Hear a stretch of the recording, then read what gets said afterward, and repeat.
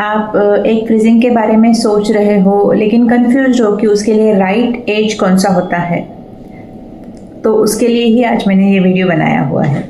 अगर आप इंस्टाग्राम पे हो तो इंस्टाग्राम पे कुछ अच्छी चीज़ें भी आपने फॉलो करनी चाहिए। उसमें से एक पेज है फर्टिलिटी स्टडी इस जर्नल का। ये एक जर्नल है जो American society of reproductive medicine चलाता है, तो जिसमें साइंटिफिक आर्टिकल्स पब्लिश होते हैं।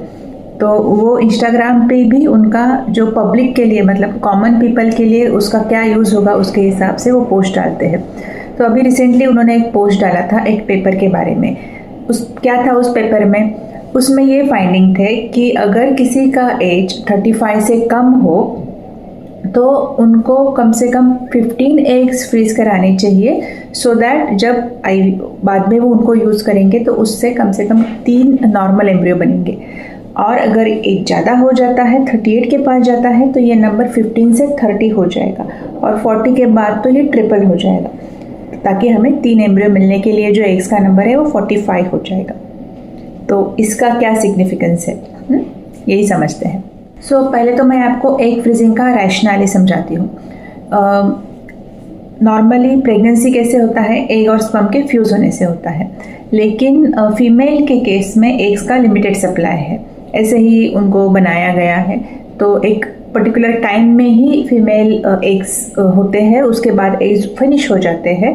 वो उसमें हम नंबर बढ़ा नहीं सकते, जो भी हम मतलब बर्थ के साथ जब हम लेके आए थे उतने ही एग्स हमें ज़िंदगी भर यूज़ करने हैं, वो फिनिश हो जाएंगे तो मेनोपॉज आ जाएगा।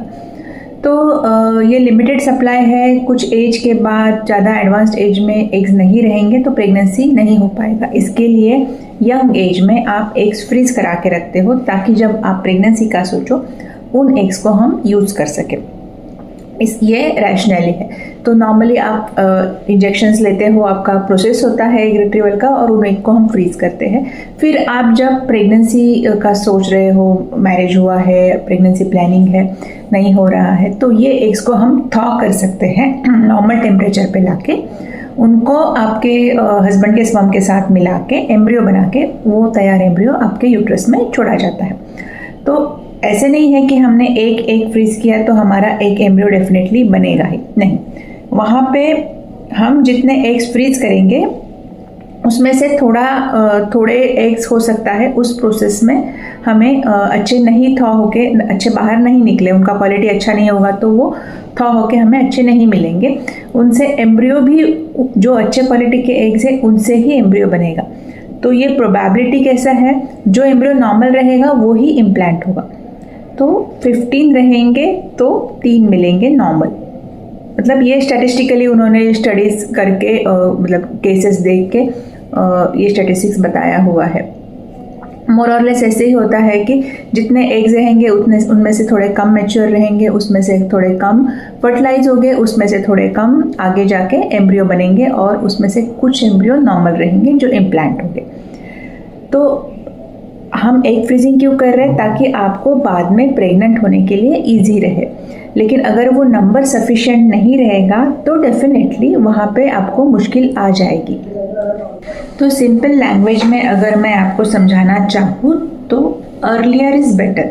जितना कम एज में आप सोचोगे एग फ्रीजिंग के बारे में, उससे उतने आपके नंबर भी अच्छे मिलेंगे एग्स के उस साइकिल में, प्लस उनका क्वालिटी भी अच्छा रहेगा, क्योंकि एग का क्वालिटी एज से लिंक्ड होता है।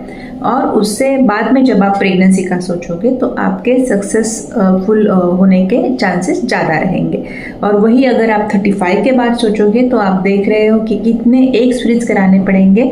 उसके लिए हो सकता है आपको 2-3 साइकिल करना पड़े, सो दैट एडिक्वेट नंबर में आप एग फ्रीज करा सको, सो दैट उनसे आप प्रेग्नेंट बन सको। तो कहने का या इस वीडियो का एम यही है आपको ये समझाना कि जितना जल्दी आप सोचोगे फ्रीजिंग के बारे में वो अच्छा है। तो 30-32 ये आइडियल एज है।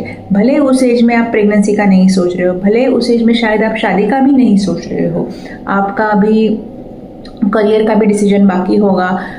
सुपर स्पेशलिटी अगर कोई मेडिकल फील्ड में है तो उनका सुपर स्पेशलिटी एजुकेशन भी इस लेवल तक चलता रहता है। बट अनफॉर्चुनेटली साइंस ऐसा है कि फीमेल का जो फर्टिलिटी है वो पीक टाइम पे उस एज में होता है। तो उस एज के एग्स आप फ्रीज करोगे तो आपका प्रोबेबिलिटी ऑफ सक्सेस बाद में जब आप उनको यूज़ करोगे तो बढ़ेगा। तो अर्लियर जितना आप सोचोगे, जितना जल्दी आप करोगे, वो आपके लिए ही अच्छा रहेगा। आज के लिए इतना ही। अगर आपको इसके बारे में और कुछ डाउट्स है तो आप नीचे कमेंट्स में पूछ सकते हो। नेक्स्ट वीडियो कौन से टॉपिक पे चाहिए ये भी कमेंट में लिख के बताइएगा। और अभी तक आपने मेरे चैनल को सब्सक्राइब नहीं किया है तो don't delay it, push the subscribe button now.